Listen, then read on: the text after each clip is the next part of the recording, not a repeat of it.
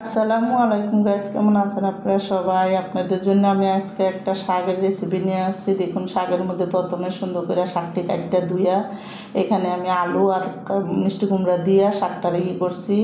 তো কলমি শাক এটা। আর এখানে দেখুন বেশি করে করা পেঁয়াজ, কাঁচামরিচ ফাইরা দিলাম, একটু হলুদ, একটু মরিচের গুঁড়া, একটু ধনিয়া গুঁড়া দিছি আমি, যাতে শাকটা খাইতে মজা লাগে এই জন্য।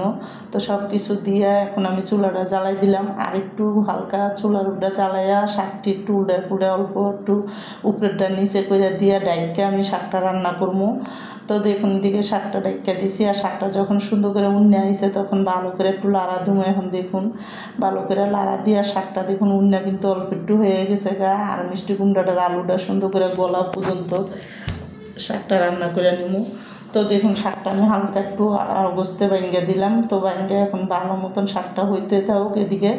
আর আমি এদিকে দেখুন সুন্দর করে একটু পেঁয়াজ, রসুন আর শুকনো মরিচ করে দিলাম, দিয়ে একটা বাগার দিব। তো আমার এই শাকের রেসিপিটা যাদের পছন্দ তারা লাইক সাবস্ক্রাইব দিন প্লিজ। আমার ভিডিওটা বেশি বেশি শেয়ার করে দিয়ে না, সাবস্ক্রাইব করে দিয়ে না। আর এইভাবে একবার হলেও চিংড়ি মাছ দিয়ে শাক রান্না করে খেয়ে দেখুন, অনেক মজা লাগবো। তো আমি দেখুন এখানে কিন্তু রসুন, পেঁয়াজ আর দুইটা শুকনো মরিচ পাইরা দিয়ে দিছি। যখন সুন্দর করে লাল হয়েছে আমি এদিকে গুঁড়া চিংড়ি মাছ দিয়ে দিছি কয়টা। এবার চিংড়ি মাছটা একটু এই তেলের সাথে ভালো করে লাড়া দিমো। আর আমি এই চিংড়ি মাছটার কারণে এখানে একটু হলুদ মরিচ দিমু, অল্প করে একটু লবণ দিমু এখানে।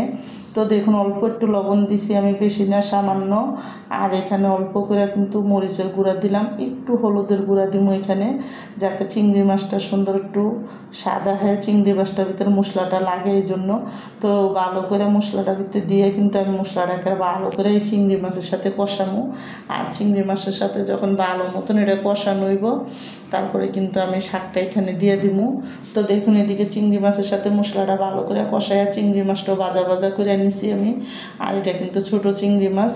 তো দেখুন ভালো করে যখন চিংড়ি মাছটা মশলার সাথে ভালো করে কষানো হয়ে যাব আর ভাজা ভাজা লাল লাল হয়ে যাব, তখন কিন্তু আমি এদিকে শাকটা দিয়ে দিব। তো দেখুন শাকটা এখন সব ডাইলা দিলাম, আর শাকটা ডাইলা ভালো করে কাঁচাই দিলাম, দিয়ে কিন্তু এখন শাকটা এই মশলার সাথে ভালো মতন মিলাই দিব।